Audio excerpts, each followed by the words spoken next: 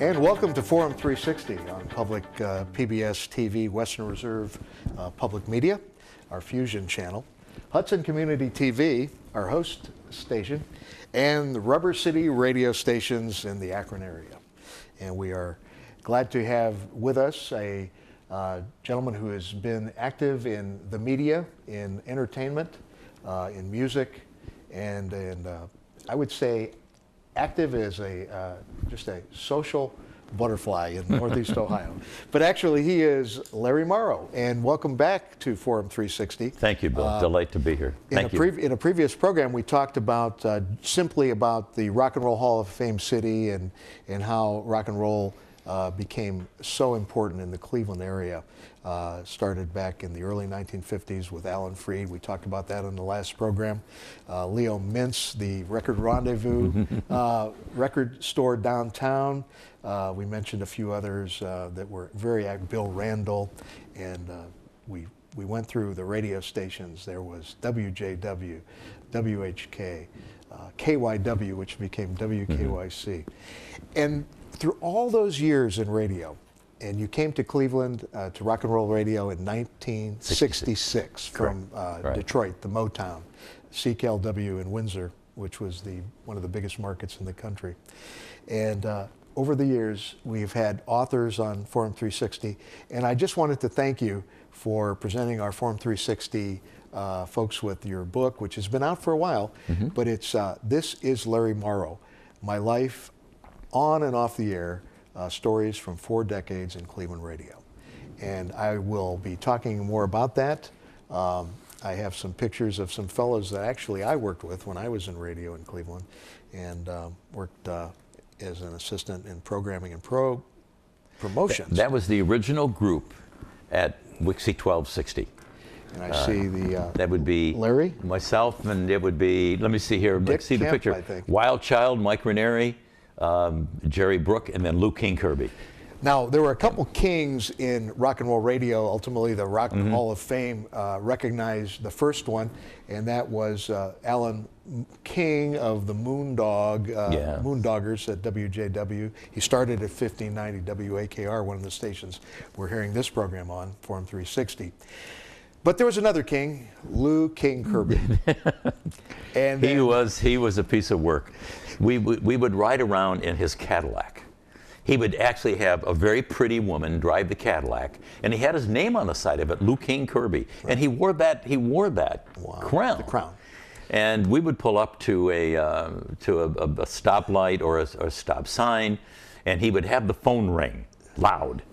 And he would pick it up and say, "This is for you." But he was just a funny guy, and I loved him. And I speak about him often, and I talk to him every once in a while. And he is now, I think, in Mexico. Yes, he's still down he's there. in real estate. Real estate. He says, "I'm lying by the beach every day." So in exotic coast of the Gulf of Mexico. Now, Larry, when you came through many decades, ultimately ending a broadcasting career at the Rock and Roll Hall of Fame, right downtown Cleveland, right on East 9th by Cleveland Burke Lakefront and Cleveland Brown Stadium. There you were, broadcasting around the world on Sirius XM satellite radio. Yes. Not celestial radio anymore. It wasn't on a broadcast channel. You were on a Sirius Rock and Roll Hall of Fame, right from the Rock and Roll Hall of Fame. Correct. At that point, I think you knew that would probably be the last major broadcasting you'd do. I did. You know, shadows fall on the greatest of sunny days, and I was always promoting a certain idealism. And I wanted my audience to feel what I felt. And that's what kept me here for so long, you know, promoting the city that I loved so much. And I had a sign on my door at Wixie 1260 that said, "Cleveland, Ohio is the greatest city in America to live, work, play, and raise a family." Right. And I believed that, and I sold that idealism. And that's what kept me around for such a long time, because I've always believed that if you want to reach people and form great relationships, reach them at the heart level, not the head level. Right. No one would care how much money I made. No one would care how many appearances I made, or the national commercials that I did, or things like that. No one would care about that. All they wanted to know, this is what I wanted them to know, is I cared that was in your heart. So if somebody really wanted to know what it was like to be a major disc jockey in the Rock and Roll Hall of Fame city, I would suggest they get This Is Larry Morrow. And so we're going to concentrate a little bit about that.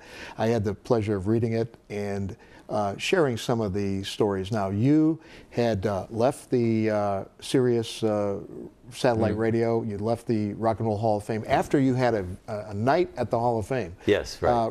We mentioned that in a previous Forum 360, but if you could recap that.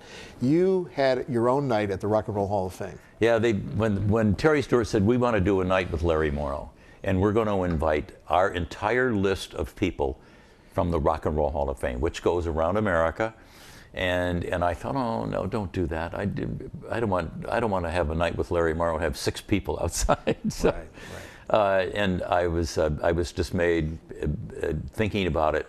But then when the curtain opened at the Rock and Roll Hall of Fame in their theater, and to see standing room only on a night that was bitterly cold, wow. It was well below zero. It was snowing. You know, we've had some of those nights in the winter now, but it was one of the most gratifying days of my life. Well, I encourage people to go to the Rock and Roll Hall of Fame. They'll see the radio personalities that are enshrined there, mm-hmm. you, Cousin Brucey, mm-hmm. many of the radio personalities, Alan Freed, and of course, then the rock and roll personalities, the musicians, the songwriters, the record producers, record company like Ahmet Ertegun, who with Warner mm-hmm. Electric, who helped bring the Rock and Roll Hall of Fame to Correct. Cleveland. Right. Of course, from Rubber City Radio, Jeff Kinsbach. Yeah.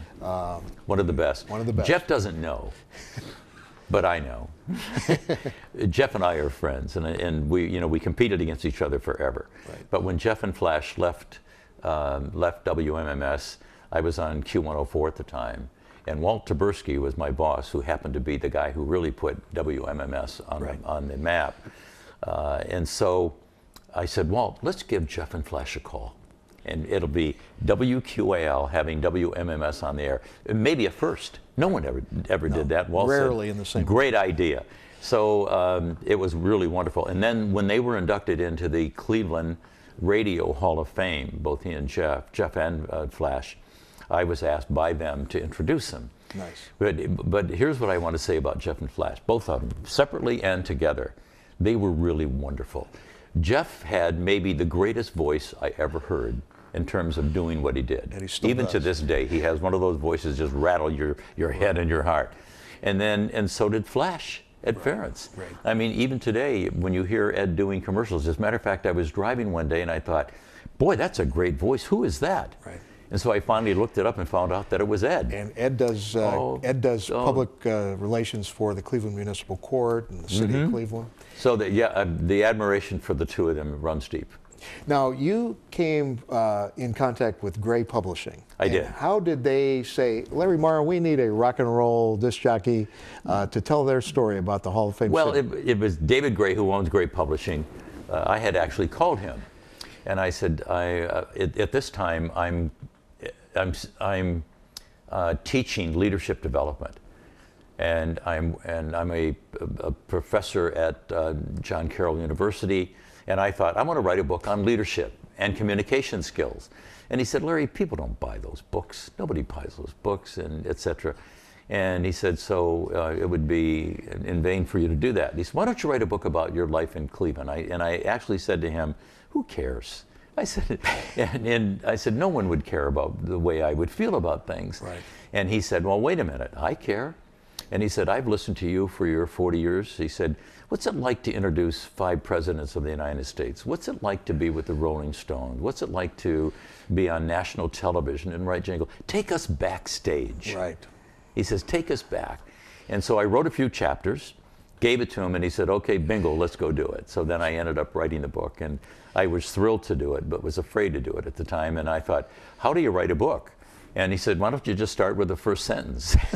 And once I started with the first sentence, then I was on my way. Yeah, it makes everybody's memory jog back to the days when now we know why, when we read the book about every chapter, why Cleveland and Northeast Ohio became the Rock and Roll Hall of Fame city. Sure. It started, it's small, rock and roll, rock hall didn't exist for many years, and competing with these other cities, New York, Philadelphia, Los Angeles, Memphis. Chicago, Memphis, Elvis Nashville. Presley's. Yeah, Memphis, the original rhythm and blues mixed with the country, and then the rock and roll. And you saw Cleveland. Did you ever expect Cleveland to take over as the Rock and Roll Hall of Fame? I was on the committee to bring the Rock and Roll Hall of Fame to Cleveland.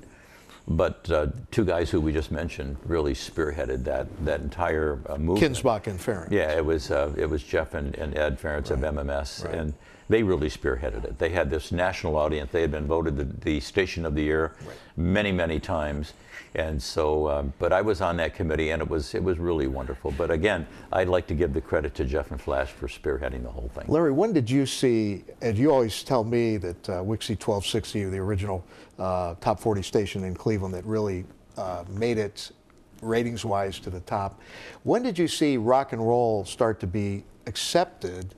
As for a while it was considered, when they used to criticize Elvis, they used to criticize for the hip swaying, and the Rolling Stones for doing some outrageous things. When did you see it changing and the mood swinging to say rock and roll needs a Hall of Fame? This is a legitimate entertainment. Well, I think it was when, just before I left CKLW, you could feel it. The Beatle invasion, the counterculture, and the drugs and everything. You felt it coming. And then when I came to Wixie 1260, the British invasion was here. The Beatles, the Rolling Stones, and mention another half a dozen groups from England.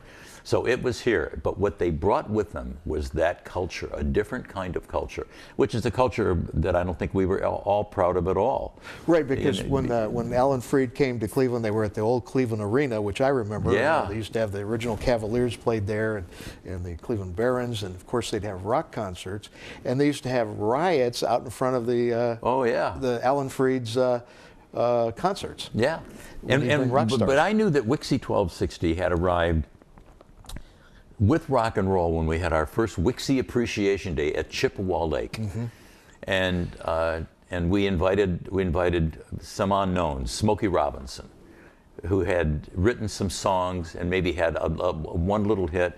We invited a guy by the name of Neil Diamond who only had a West Coast hit at the time, and I went to pick Neil Diamond up at the airport, and then Neil and I became friendly. Wow. Which was really wonderful. I put his drum set, the band's drum set, on top of my wagon, if you will. And Neil sat next to me in the front seat with his guitar between his legs. But I knew we had arrived, and rock and roll had arrived, and it was on its way. I want to just say you are listening to Forum 360 and viewing us on Public Television, Western Reserve Media, and Hudson Community TV, and the Rubber City radio stations. One of the stations, WONE, is the home now of Jeff's morning show, Jeff Kinsbach's morning show, and we want to salute him, and we appreciate what he's doing there with his new partner, Sandra, and they're doing really well there.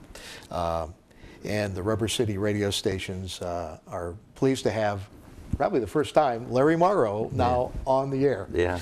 And tell us a little bit more, Larry, about going through the book. What was the most challenging memories, and maybe some of the positives and some of the negatives of thinking about back in the day? I think the negative was leaving radio. Yeah. There comes a time, I think, and we all are going to run across that time when whatever shapes your thinking ends up shaping your life. My thinking was that I was going to die behind the microphone. I told my wife, Rosary, I said, Ro, I love it so much. I love doing morning radio so much. and turning on that microphone and knowing that I'm in your bathroom, I'm in your car, I'm in your kitchen, and etc. I loved it, and I lived it. And then one day, I drove up to the radio station at Q104, and I didn't want to get out. And I called my wife after my show that day, and I said, Rosary, it's finally over. I said, I don't have the love anymore for it. I don't want to get up at 2:45 in the morning anymore and read 5 newspapers and etc. And that was it for me. That was the end. But although I did go to satellite after that. To the Rock and Roll I tried Hall to of give Fame. it one more. I gave it only because Terry said 20 million people versus 400,000 is a big deal. Right. So Terry Stewart, the original president Yeah. and CEO of the Rock and Roll Hall of Fame, wanted somebody that was on his committee to represent what Cleveland, the Rock and Roll Hall of Fame city, is all about. And we did. We brought a lot of attention to the Rock and Roll Hall of Fame, which was one of the best entertainment venues in America. Right. You coming to the Rock and Roll Hall of Fame is a big deal. And having the annual induction ceremony. Yeah. And I was there when we had the first millionth visitor. Wow. And Terry asked me to come by, and I came by, and I stood in line, and we promoted the living daylights out of it, because you're going to be given a great prize, and then a lifetime pass to the Rock and Roll Hall of Fame. For those of you that haven't been there, it's right there at East 9th, right by the Cleveland Browns Stadium, by the Cleveland Burke Lake Run Airport, by the Coast Guard Station, and it's actually at 1100 Rock and Roll Boulevard. And 1100 was one of the frequencies you were on, 3WE. And but it's if you're interested, by the way, in finding out more about the Rock and Roll Hall of Fame, it's 216-781-7625. That's 216-781-7625, rather. That's 216-781-ROCK-7625. And of course, you can always go to www.rockhall.com. Now, the book, This is Larry Morrow, identifies so many individuals that promoted the Rock and Roll Hall of Fame, that promoted Cleveland as a rock station. There we have Neil Diamond, and we have Casey Kasem. Tell about your another fellow Detroiter that came down to Cleveland, at one time worked at WJ. Well, it was actually the opening of the Rock and Roll Hall of Fame, and I worked with Sally. It was called Larry and Sally in the Morning. Sally went down to the Rock and Roll Hall of Fame to start interviewing the hundreds of participants there. And I said, I'll stay back here and we'll get ready for the interviews. And then I was watching TV8 and I saw Casey Kasem on there. And then all of a sudden my phone rings and it's Avery Friedman. The attorney. I did not know Avery at the time. Great attorney. Yeah, one of the top 3 civil rights lawyers in America and a dear close friend. And he said, how would you like to have Casey Kasem? I said, are you kidding? Bring him over. Casey came over, we did a 1-hour interview and became, you can feel that closeness right off the bat. And so at the end of the interview, Casey left, and I thought that's maybe one of the best radio interviews I ever did. I thought Telly Savalas was good, but that was really good. Kojak. Yeah, and so then about a week later, I was in a building with my daughter, and I saw Avery, and I didn't realize Avery's office was in this building. And he said, Larry, he said, do you remember the last line that you had with Casey Kasem? I said, yes. I congratulated Casey, and I said, Casey, congratulations that you've been inducted into the most prestigious Hall of Fame in America, Radio Hall of Fame in Chicago. Right. And I said, so congratulations. And he said, one day you too will be inducted into that National Radio Hall of Fame. And I said, yes, from your lips to God's ears. So when I saw Avery, he said, by the way, when after Casey left that interview with you, he said it was the best radio interview he had ever done. Wow. And I was touched by that. So then 2 or 3 weeks later, he said, I just want you to know that you will be nominated. Your name was turned into a whole group of people, and that you should be receiving a note from the Rock and Roll Hall, from the National Radio Hall of Fame in Chicago, that hopefully that you will be nominated. And I was nominated, and that picture was at the induction ceremony. We're all in tuxedos in 1997. So you've been involved in several Hall of Fames. Thank you. It's amazing. Now, if you have a young person that is interested in learning more about rock and roll, when you went through the Hall of Fame and when you worked every day at Sirius Radio for several years right there at the Rock and Roll Hall of Fame, what do you think people will see? The displays, how did it affect you and when you walk through the Rock and Roll Hall of Fame? Well, whatever shapes your life sort of shapes your thinking. And my thinking was that we happen to live in one of the greatest cities in America simply because of the Rock and Roll Hall of Fame. Right. And when you go into the Rock and Roll Hall of Fame and you go into one area and see the outfits that Elvis Presley wore. Right. You know, the beginning of rock and roll, if you will. And then the entire Beatle invasion, and you see what the Beatles did, and then on so it goes. And it is one of the greatest attractions in America, and it's right here in our city, the city that we love so much. How did the radio industry influence record sales especially in Cleveland, because you said it was a test market. You alluded off the air that it was how records got started to become hits, and rather than take them to other markets, they came to Cleveland. The record companies came. There was just something about our profile, the people who lived here, the money they made. We had poor versus rich. We had good cross section. Yeah, the mixture of people in Cleveland represented what was going on in America.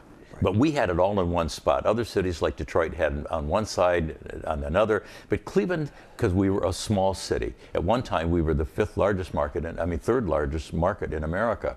We are no longer, as you well know, because they mix it up differently. But Cleveland became a market where you could test a record, and if it became a hit in Cleveland, it was going to become a hit around America. And you know, there have been colleagues of yours like Jim LaBarbera, who went to Cincinnati, but you worked with him at WIXY. And a great friend. And Norman Knight, these people that have... I worked with Norm at the Rock Hall. Yeah, and they studied radio, they studied the influence of radio on music and the rock, especially rock and roll. Then you moved in a slightly different direction. You started again writing the book, This is Larry Morrow. What was probably the toughest part of writing this book? For one thing, you brought so much material because of 40 years in radio, and you don't look like your age. And I don't know if I could share your age. Well, that's what happens when you start at 10.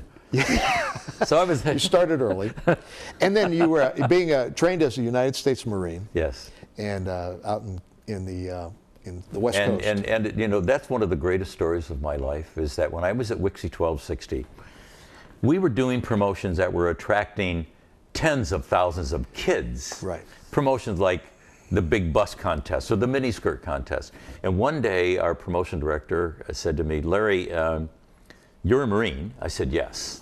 He said, "How would you like to go to Vietnam?" I said, "I don't think so." You had been out of the Marine Corps for some time. And at that time, Vietnam was what's happening in Iraq and Afghanistan today. A lot of troubles. Yeah, and he said, "We have 220 Cleveland area kids in Vietnam, and we think it would be a great idea if you go and interview them." And I thought, you're never going to get permission to do that. They're going to have some civilian running around Vietnam. And so we tried. We tried to get me to go there, and we were turned down at every single area, every single part of the government said, no, no, no. No, we're not going to send a civilian over there.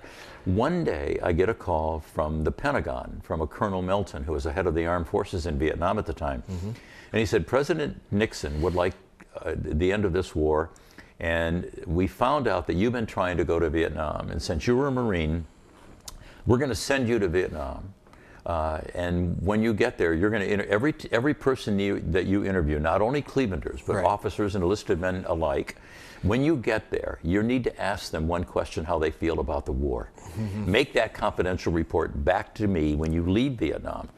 And so I get my papers in the mail, and they were addressed to, now I came out of the Marine Corps as a corporal. In the 1950s? Yes.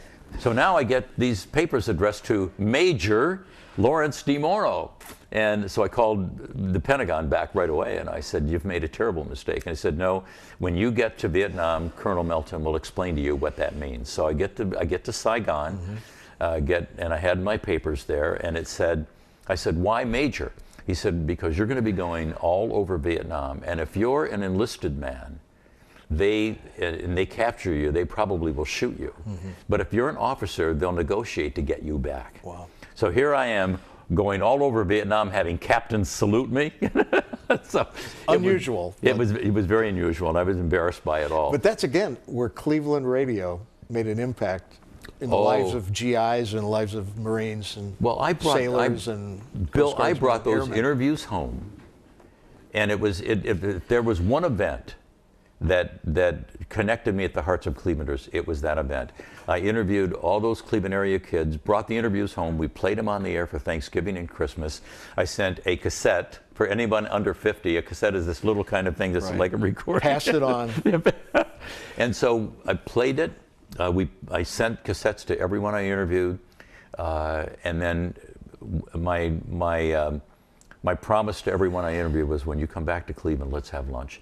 And some of my lunches happened to be at the Vietnam Memorial to some that didn't make it back. Well, thank you for being with us, and thank you for sharing the Hall of Fame radio history of Rock and Roll Hall of Fame and your involvement, and how you, Terry Stewart and Greg Harris, and all these people working at the Hall of Fame and working in the many radio stations. I want to thank you. And I just would ask if people want to go to Amazon.com or local bookstores. I found This Is Larry Morrow. And again, you can look it up at www.larrymorrow.com. Great. And look up the Rock Hall, www.rockhall.com. Thanks, Bill. Thank you. Enjoyed it. Thanks a million. Forum 360 is brought to you by Electrical Impulse Communications, the John S. and James L. Knight Foundation, Hudson Community Television, the Rubber City Radio Group, an anonymous donor, the Jewish Community Board of Akron, Medical Mutual of Ohio, Blue Green, and Forum 360 supporters.